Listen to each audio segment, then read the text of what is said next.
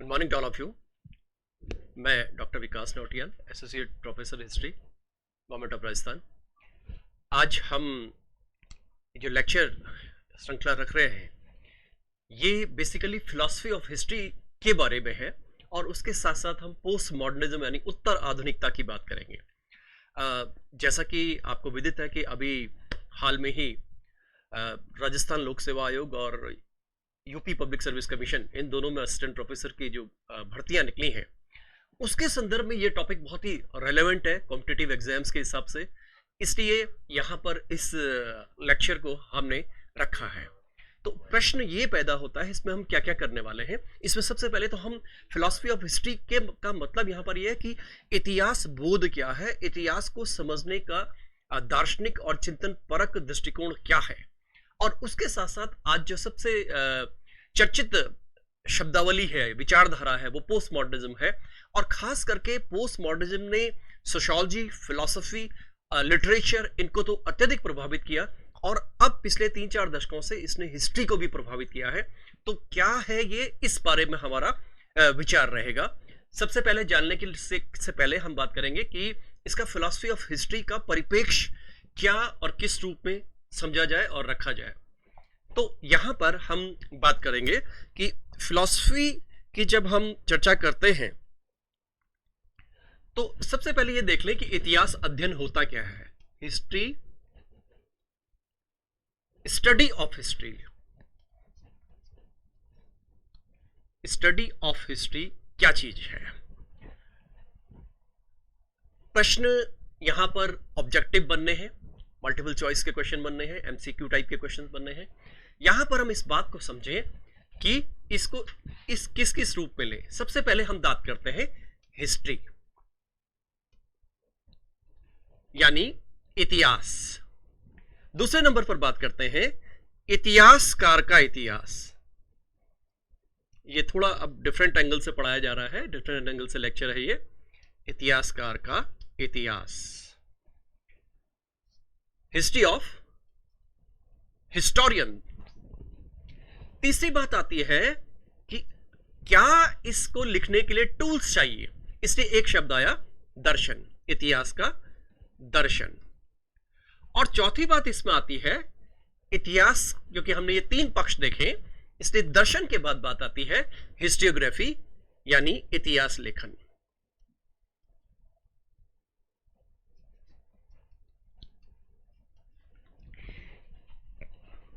मैं एक बार फिर से रिपीट कर रहा हूं, जब हम आज के युग में इतिहास के अध्ययन की बात करते हैं, और न केवल आज का युग बल्कि परंपरागत रूप से हम पिछले लगभग 4000 साल से हम इतिहास का लेखन या इतिहास का चिंतन ये देख रहे हैं, और इसके अंतर्गत हम जब बात करते हैं तो इसको 4 रूपों में हमने एक्सप्लेन करने की कोशिश की है। पहला ये कि इतिहास, दूसरी बात ये इतिहासकार का इतिहास, तीसरी बात ये इतिहास का दर्शन, खास करके इतिहासकार का दर्शन, चौथी बात ये कि ये इतिहास लेखन क्या चीज है जो आपके सिलेबस में है। तो ये जो 2 चीजें हैं, इतिहास का दर्शन, philosophy of history, and historiography, इतिहास लेखन, ये अब सभी कॉम्पिटिटिव एग्जाम्स में है। इसलिए इस बिंदु को समझने के लिए पहले हमको पीछे से आना पड़ेगा, जीरो से शुरू करेंगे। जैसा कि हम जानते हैं कि इतिहास, जब बात करते हैं कि इतिहास में होता क्या है, तो ये आम आदमी भी सोच करके बताता है और कहता है कि इतिहास में घटनाएं होती हैं, अतीत। इतिहास क्या है? अतीत, पास्ट है। इतिहास अपने आप में पास्ट होता है। पास्ट अपने आप में एक ऐसा इन्फिनिट स्फीयर है, ऐसा अनंत आकाश है जिसके सारे के बारे में हमें जानकारी नहीं है। यहां बहुत से तथ्य हैं, यहां बहुत से एविडेंस हैं, प्रमाण हैं,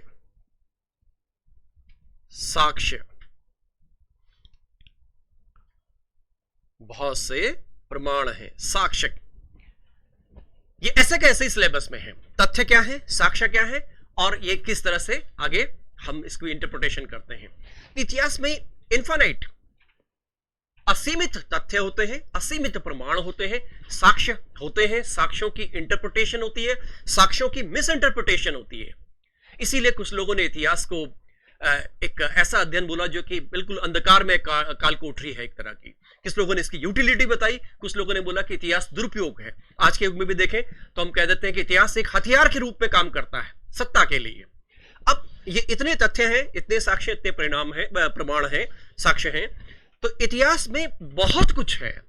लेकिन एक व्यक्ति आया, अब ये बहुत इंपॉर्टेंट व्यक्ति है। पहली स्टेज ये है इतिहास, दूसरी स्टेज ये है इतिहासकार। ये जो इतिहासकार है, ये इतिहासकार को जरा थोड़ा सा समझ लेना जरूरी है हमें कि ये क्या सोचता है। ये इन तथ्यों के साथ अंतः क्रिया करता है। ये इतिहासकार इन तथ्यों के साथ अंतः क्रिया करता है, इंटरेक्शन विद फैक्ट्स। इतिहास में हमें जो जो तथ्य मिले उन तथ्यों को चुनता है, उन तथ्यों की व्याख्या करता है। इसलिए इतिहास अपने आप में फिर एक व्याख्या प्रधान विषय बन जाता है। तथ्य हमारे पास असीमित है, उनमें से कुछ तथ्यों का चयन एक इतिहासकार ने किया और उन तथ्यों की व्याख्या के आधार पर इतिहास लिखा गया। इसलिए अब इतिहास दो रूपों में डेवलप हो गया है। एक तो वो जहां पे इनफाइनाइट असीमित तथ्य हैं, साक्ष्य हैं, लेकिन इन सब के बारे में हमें जानकारी नहीं है। हम उस इतिहास को पढ़ते हैं जो इतिहास हमारे सामने इतिहासकार प्रस्तुत करता है। इसलिए इतिहासकार अपने आप में इतिहास लेखन के लिए, इतिहास को समझने के लिए, इतिहास बोध के लिए एक प्रकाश स्तंभ बनता है। प्रकाश स्तंभ, लाइट हाउस। इतिहासकार अपने आप में एक लाइट हाउस बनता है। अब जब इतिहासकार महत्वपूर्ण है, इसलिए यह समझना जरूरी होगा कि इतिहासकार सोचता क्या है, इतिहासकार समझता क्या है, इतिहासकार की अपनी विचारधारा क्या है। क्योंकि यही कारण है कि प्राचीन काल में जब हम अरस्तु के जमाने से बात करते हैं, हेरोडोटस के जमाने से बात करते हैं और उससे पीछे भी जब हम लोगोग्राफी की बात करते हैं, तो जो भी लिखने वाले लोग रहे, उनकी विचारधारा, उनकी सोच, उनका चिंतन, उस चिंतन ने इतिहास लेखन को, इतिहास की दशा और दिशा को प्रभावित किया। तो जैसा कि सीपी स्कॉट ने बोला है कि इतिहास तथ्य प्रदान नहीं, व्याख्या प्रदान होता है। और खास करके इसमें ईएच कार ने बहुत से मॉडिफिकेशंस की थी और उन्होंने ही बोला कि तथ्यों के साथ अंतःक्रिया करता है कौन? इतिहासकार। इसलिए इतिहास अपने आप में एक संवाद है। किसके बीच में संवाद है? अतीत एवं वर्तमान के बीच में संवाद है। इतिहासकार एवं तथ्यों के बीच में अंतःक्रिया है। और आज जब हम बात करते हैं तो बेसिकली इतिहास क्या है? इतिहास बदलावों का अध्ययन है, study of changes, study of changes. वो घटनाएं जिन्होंने इतिहास को दिशा दी, इतिहास को दशा दी और इतिहास की व्याख्या करने में जिन घटनाओं का रोल रहा। जैसे हम उदाहरणार्थ बात करें कि घटना क्या, हमारे पास धात्विक क्रांति हुई। यह मानव जीवन के इतिहास की पहली महत्वपूर्ण घटना है। लेकिन उससे संबंधित फैक्ट्स क्या क्या है, उन फैक्ट्स की चर्चा हमको भी करनी है। इसके बाद एक बात आती है कि मेटलिक रिवॉल्यूशन के साथ साथ, धात्विक क्रांति के साथ साथ हमने खेती करना सीखा। हजारों लाखों साल बीत गए, मानव हंटिंग एंड फूड गैदरिंग करता रहा।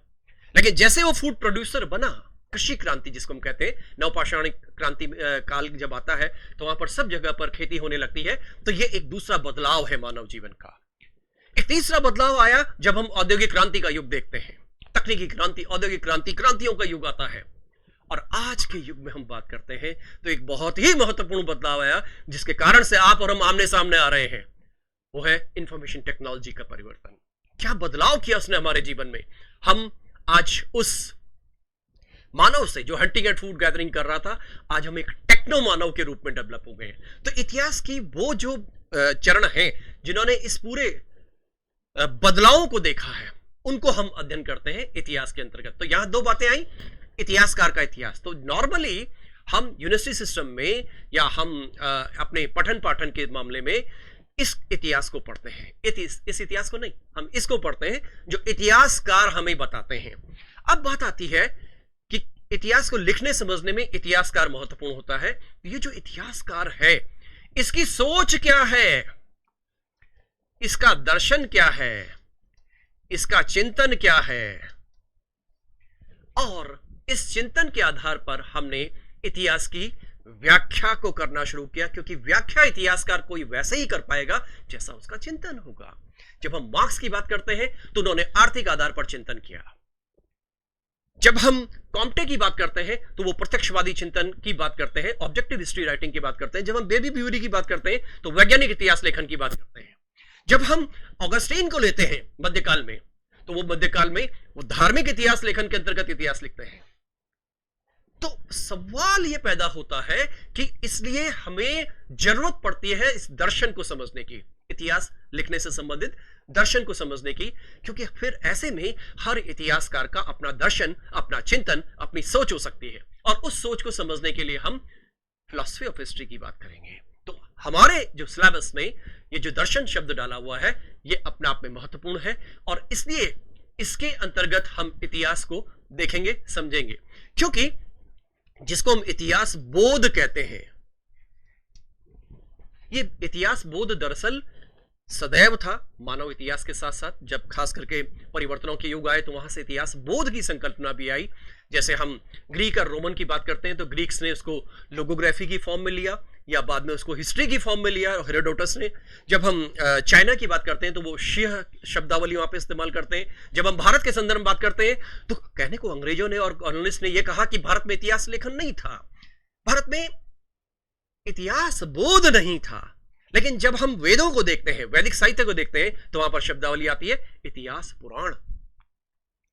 तो हिस्ट्री शब्द उनकी देन हो सकता है, लेकिन हिस्ट्री शब्द का जो हम यहां पर व्याख्या के रूप में देखते हैं या शब्दावली के ट्रांसलेशन के रूप में देखते हैं, तो इतिहास पुराण हमारे यहां भारत में भी प्राचीन भारतीय चिंतन यानी वैदिक साहित्य में हमको दिखाई देता है। अब एक अंतिम बात आती है जो कि सिलेबस में है, वो है हिस्ट्रियोग्राफी। हिस्ट्रियोग्राफी क्या चीज है? बेसिकली ये हिस्ट्री ऑफ हिस्ट्री है और कुछ भी नहीं है। हिस्ट्री ऑफ हिस्ट्री, ध्यान से देखिएगा। इन इतिहासकारों ने अपनी सोच के अंतर्गत, या यूं कहें कि आज तक के विश्व के इतिहासकारों ने अपनी अपनी सोच के अंतर्गत इस दुनिया का, इस यूनिवर्स का जो इतिहास लिखा, वो इतिहास किस सोच के अंतर्गत लिखा गया, और इन सब को हम हिस्टोग्राफी में पढ़ते हैं। तो ये चार बातें सबसे महत्वपूर्ण यहां पर आती हैं कि इतिहास क्या है, इतिहास किसको कहेंगे, उसके बाद इतिहासकार का इतिहास क्या होता है, उसके बाद इतिहास का दर्शन और सोच क्या है, और उसके बाद हिस्टोग्राफी क्या है। इसीलिए हिस्टोग्राफी के अक्सर जब हम सिलेबस की बात करते हैं, खास करके आरपीएससी के सिलेबस की, तो वहां पर इसके दो बिंदु लिखे हुए हैं, इतिहास दर्शन अलग से है और इतिहास लेखन अलग से है। यानी यहां पर हमको इतिहासकारों के चिंतन को समझना है और इतिहासकारों ने क्या क्या लिखा है, क्या क्या समझा है और कैसे कैसे समझा है, उसको हमको सबको देखना है। जब हम दर्शन की बात करते हैं तो स्वाभाविक रूप से हम जब इसको लेते हैं तो आपने ये सुना और पढ़ा है कि एक रेखीय अवधारणा होती है, एक चक्रीय अवधारणा होती है,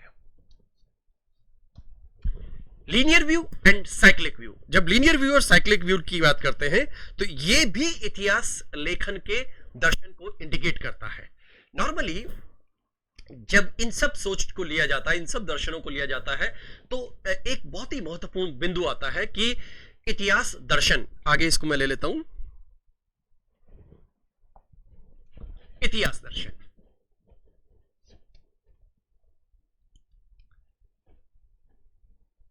philosophy of history, philosophy of history. अब इस बात को समझने के लिए आज मैंने जैसे पहले बताया है कि हमारे पास इतिहास लेखन में दर्शन प्राचीन काल से प्रयोग होता रहा, लेकिन इस दर्शन के अंतर्गत हम देखेंगे कि किस प्रकार से आधुनिक काल में दर्शन का जो प्रयोग है या इसका जो प्रारंभ है वो देखा जा सकता है। टेक्निकल टीम, अब इसमें यह देखिए कि जब हम वॉल्टेयर, एक महत्वपूर्ण व्यक्ति की बात करते हैं, वॉल्टेयर, क्वेश्चन,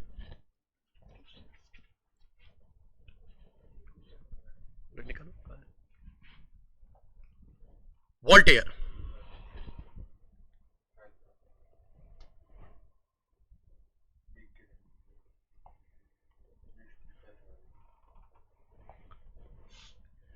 क्योंकि ये कॉम्पिटिटिव एग्जाम्स है इसलिए बिना प्रश्नों के हम लोग बात नहीं करेंगे। वन बाय वन इस क्वेश्चन को सबसे पहले हम देख रहे हैं।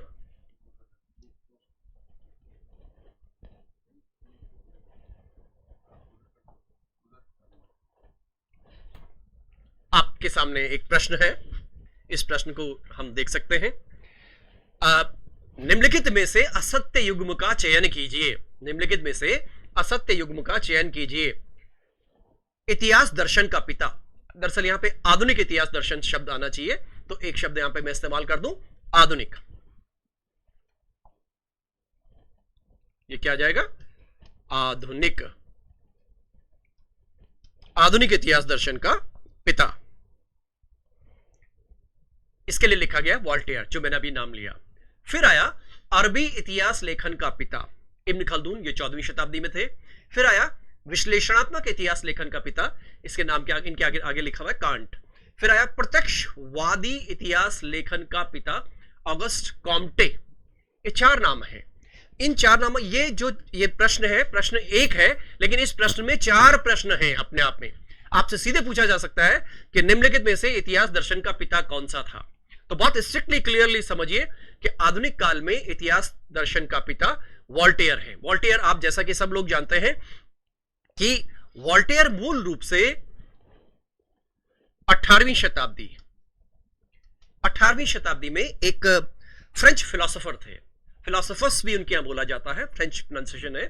और इन्होंने जो चिंतन दिया उसमें तर्क, बुद्धि, विवेक, संवैधानिक राजतंत्र, इन चीजों पर चर्चा की गई थी। और इन्होंने ही आधुनिक काल में इतिहास दर्शन का प्रयोग करना प्रारंभ किया। इसलिए जो बहुत से ज्यादातर इतिहासकारों ने इन्हें ही इतिहास दर्शन का पिता कहा है।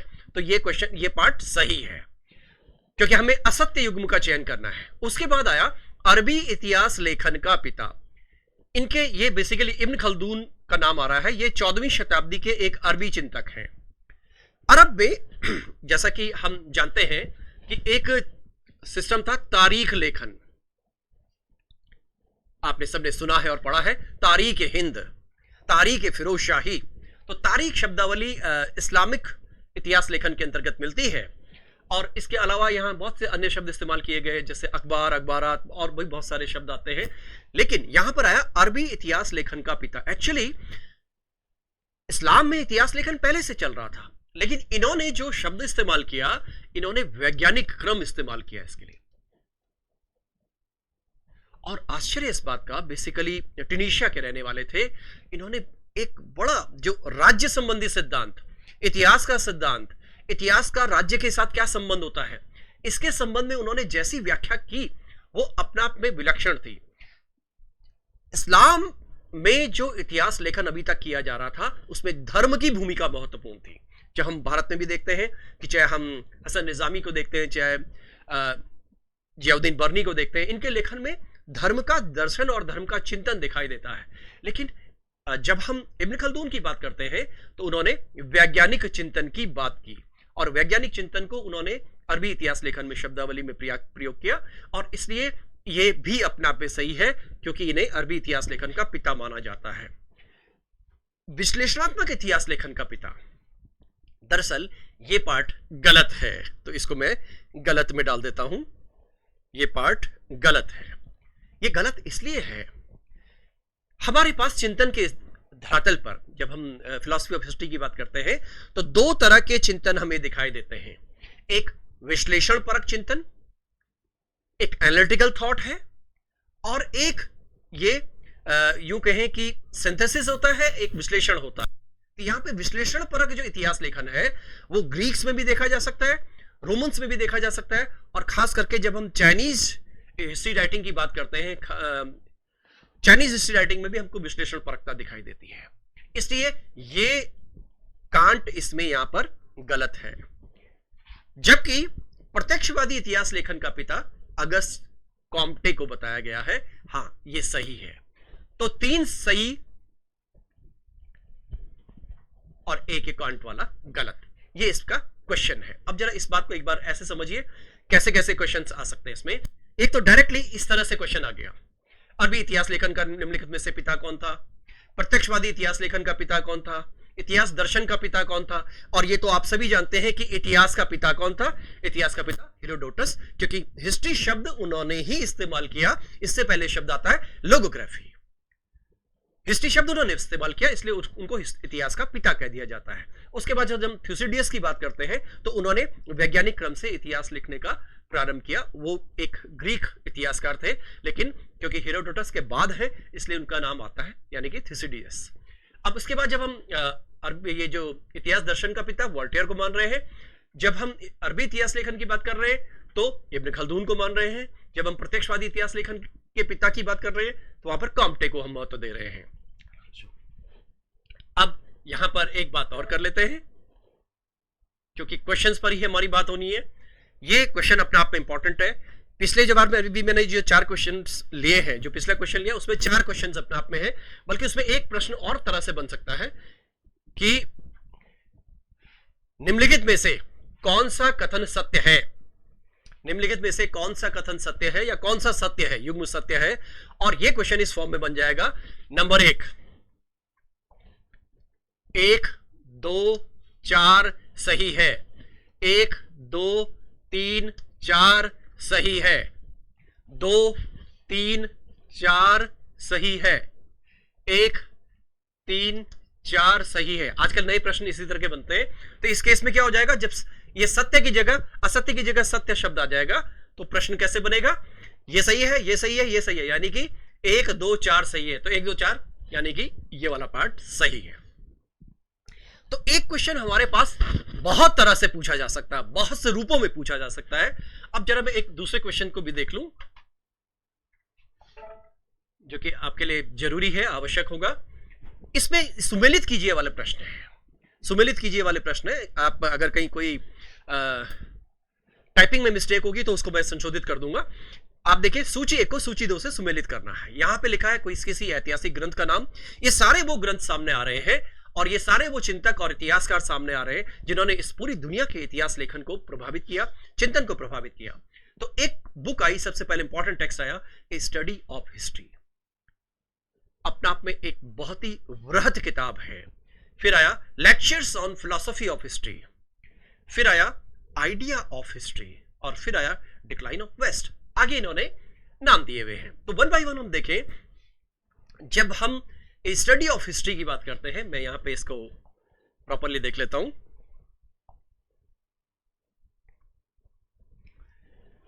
जब हम स्टडी ऑफ हिस्ट्री की बात करते हैं तो इसको आप टॉयनबी को टिक करेंगे। बहुत ही महत्वपूर्ण किताब है। टॉयनबी ने इसी आधार पर अपना चिंतन दिया, अपना उन्होंने explanation the.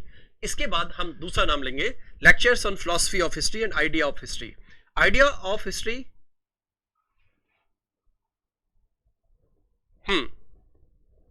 Collingwood. Decline of west, Spengler. क्या बचा?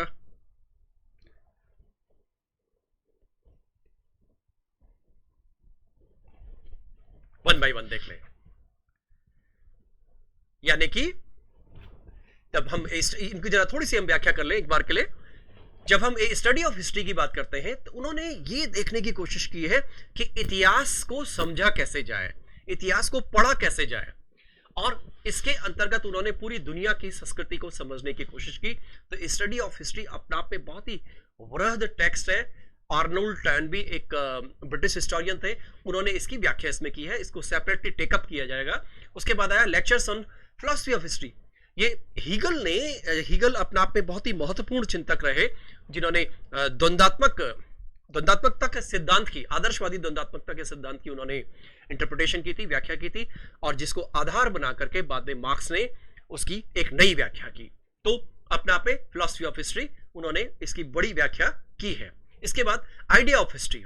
आइडिया ऑफ हिस्ट्री ये बहुत ही महत्वपूर्ण किताब है कॉलिंगवुड की, जिसमें ये एक प्रश्न खूब सारे बनते हैं। इस पर एक प्रश्न बहुत ही महत्वपूर्ण है कि समस्त इतिहास, all history is history of thoughts, समस्त इतिहास विचारों का इतिहास होता है। तो ये अपने आप में कॉलिंगवुड की सबसे महत्वपूर्ण विचारधारा है और सबसे महत्वपूर्ण उनकी किताब है। उन्होंने हर चीज के लिए विचारों को महत्व दिया। जैसा कि हम सब जानते हैं, जैसे मार्क्स है या मार्क्सिज्म से रिलेटेड जितने भी इतिहासकार हैं, उन्होंने मार्क्स की विचारधारा को या आर्थिक चिंतन की विचारधारा को उस पर बल दिया और उसी चश्मे से पूरे दुनिया के इतिहास को देखने की कोशिश की। तो उन्होंने विचार को महत्वपूर्ण जगह दी है। जब हम किसी उपनिवेशवादी चिंतक की बात करते हैं, जिसको हम इंपीरियलिस्टिक हिस्टोरियंस कहते हैं या कैम्ब्रिज हिस्टोरियंस कहते हैं, उनकी दृष्टि औपनिवेशिक रही। उन्होंने औपनिवेशिक दृष्टिकोण से इतिहास को देखने की कोशिश की।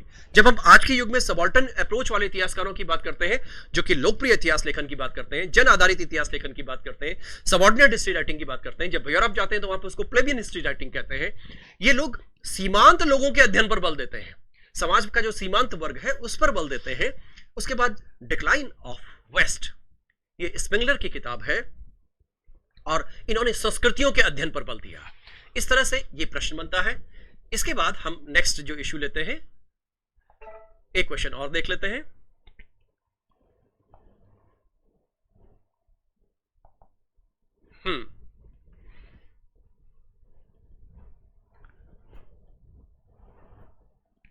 ये प्रश्न देखिएगा।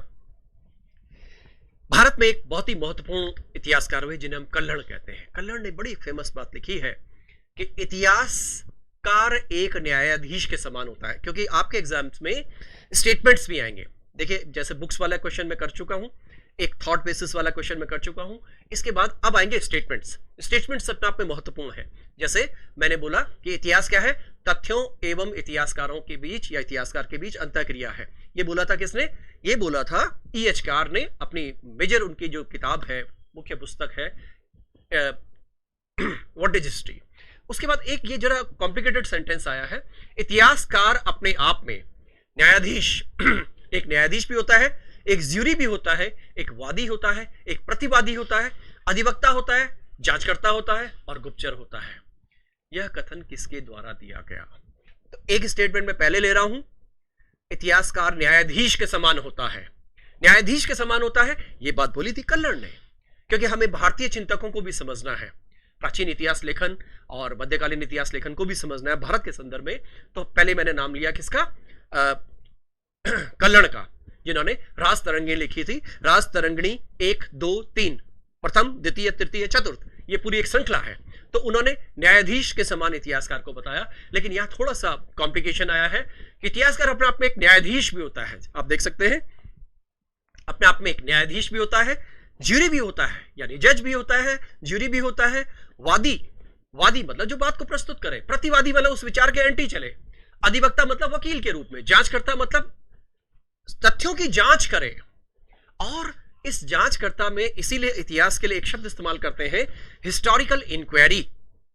आजकल इतिहास लेखन के संदर्भ में, इतिहास के रिसर्च के संदर्भ में हम इस शब्द को बारंबार प्रयोग करते हैं, बहुत सी बार इस्तेमाल करते हैं, हिस्टोरिकल इंक्वायरी। तो इतिहासकार एक जांचकर्ता के रूप में है। खास करके जब इतिहास में विज्ञान आने लगा, तब से इसको बहुत ही महत्व दिया जा रहा है। और एक गुप्तचर होता है, ये बड़ा अलग तरह का स्टेटमेंट है, गुप्तचर होता है।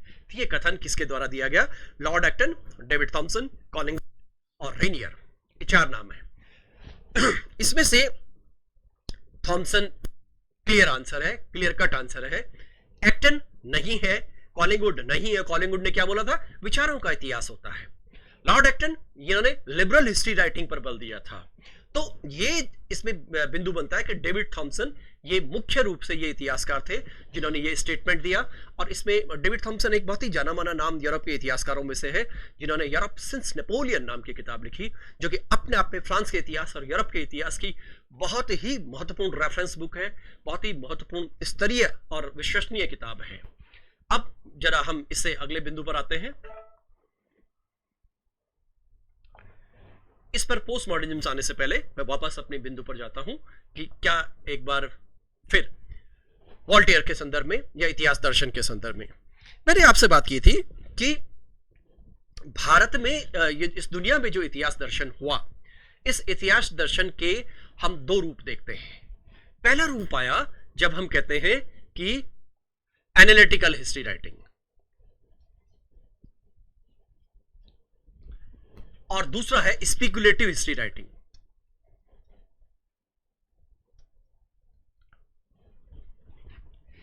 एनालिटिकल हिस्ट्री राइटिंग और स्पेकुलेटिव हिस्ट्री राइटिंग, ये दोनों अपने आप में महत्वपूर्ण है और ये आपके डायरेक्ट सिलेबस में लिखा हुआ है, इसलिए इस बिंदु को थोड़ा समझ लें। दरअसल है क्या, जो स्पेकुलेटिव हिस्ट्री राइटिंग है इसको हम विश्लेषण परक कहते हैं। अभी थोड़ी देर पहले एक प्रश्न आया था, इसलिए उसका जवाब भी यहां पर आ रहा है।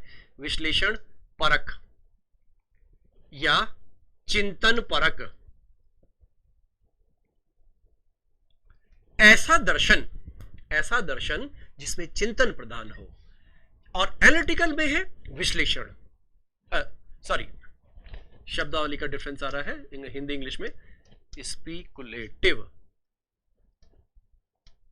अब जरा एक बात, सबसे पहले इतिहास दर्शन को समझने के लिए हम इस दर्शन शब्द को समझ लें। दर्शन की पाश्चात्य व्याख्या, दर्शन की पूर्व की व्याख्या यानी भारतीय व्याख्या।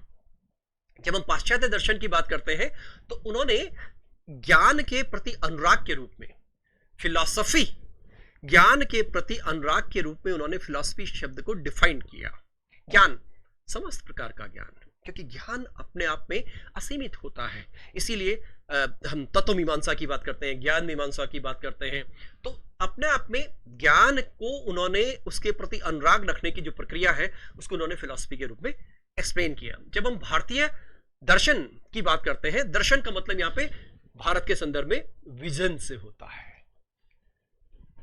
हम किस तरह से इस दुनिया को, इस समाज को, इस पूरे परिदृश्य को देखने की कोशिश करते हैं, तो इसलिए यहां पर एनालिटिकल और स्पेकुलेटिव दो तरह के इतिहास लेखन आते हैं।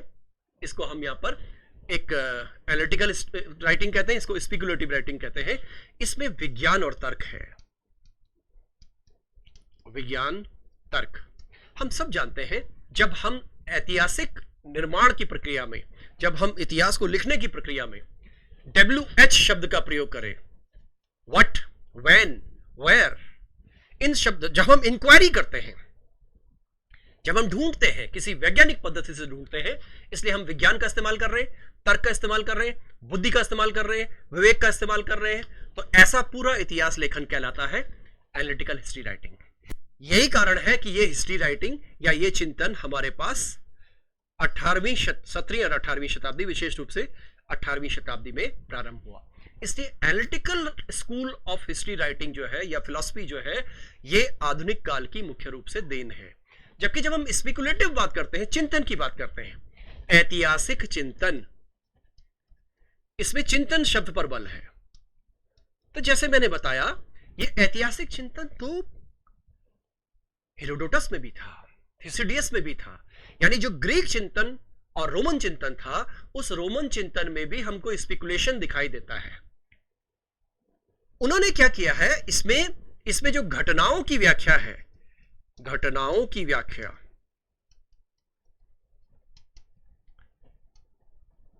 घटनाओं की व्याख्या चिंतन के आधार पर की जाती है। घटनाओं कैसे हुआ, तो उसका आधार वो चिंतन को बनाते हैं। घटनाओं का आधार चिंतन, गूढ़ रहस्य क्या है इसके पीछे, गूढ़ता क्या है। जबकि यहां क्या बात कर रहे हैं, यहां इसमें विश्लेषण किया जाता है, यहां पर इसमें विज्ञान लाया जाता है।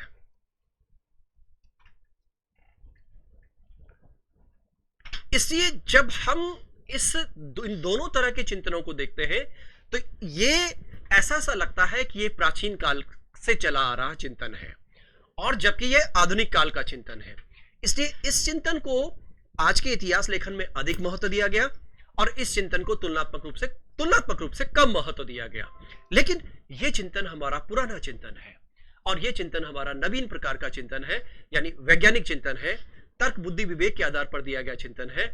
इसलिए इसमें वैज्ञानिक क्रम का इस्तेमाल किया जा रहा है। इसमें घटनाओं की व्याख्या करने में चिंतन और गूढ़ दर्शन का या इसके रहस्य ढूंढने की कोशिश की जा रही है। इसीलिए हम देखेंगे कि इस वाले चिंतन में जो स्पेकुलेशन है, स्पेकुलेशन हमें ग्रीक्स में भी मिलेगा तो रोमन्स में भी मिलेगा, यहां तक कि जब हम चाइना में देखेंगे तो वहां पर भी हमको ये चिंतन दिखाई देगा। तो इस प्रकार से हम इस पूरे चिंतन की परिपाटी में हम दो तरह के दृष्टिकोणों का विकास होता हुआ देखेंगे और आपने सुना होगा एक शब्द हम अक्सर इस्तेमाल करते हैं, दैट इज पिछले कुछ सालों में 3-4 दशकों में खूब इस्तेमाल हुआ है, ऑब्जेक्टिव हिस्ट्री, वस्तुनिष्ठ इतिहास लेखन या वैज्ञानिक इतिहास लेखन। ये वस्तुनिष्ठ इतिहास लेखन और वैज्ञानिक इतिहास लेखन क्या है? जब हम ऐतिहासिक घटनाओं की जांच करते हुए विज्ञान के नियमों का प्रयोग करें, वहां से हम ऑब्जेक्टिव हिस्ट्री की बात करते हैं। हमारे देश में, भारत में अक्सर जो मार्क्सवादी इतिहासकार हैं वो इस बात का दावा करते रहे हैं कि वो जो इतिहास लिख रहे हैं वो एक प्रकार का वैज्ञानिक और वस्तुनिष्ठ इतिहास है। हालांकि इस बिंदु को लेकर के वाद विवाद रहा है, भारत में इतिहास संबंधी विवाद, लेखन संबंधी विवाद आया है, लेकिन उन्होंने ये दावा किया है कि वो ऑब्जेक्टिव हिस्ट्री राइटिंग कर रहे हैं, यानी कि वो वैज्ञानिक रूप से इतिहास लेखन को आगे बढ़ा रहे हैं। अब सवाल ये पैदा होता है कि ऑब्जेक्टिव हिस्ट्री से तात्पर्य क्या है? इसीलिए यहां पर एक शब्द आएगा, ऑब्जेक्टिविटी एंड सब्जेक्टिविटी। ये अपने पास सिलेबस में भी है कि इतिहास में वस्तुनिष्ठता पक्षपात क्या होता है। तो इतिहास में वस्तुनिष्ठता पक्षपात हम थोड़ा सा आगे जाकर करेंगे। पहले यहां पर क्योंकि हमारा इतिहास दर्शन का टॉपिक है, तो जो ऑब्जेक्टिव हिस्ट्री होती है वो अपने आप में यूनिवर्सल होती है।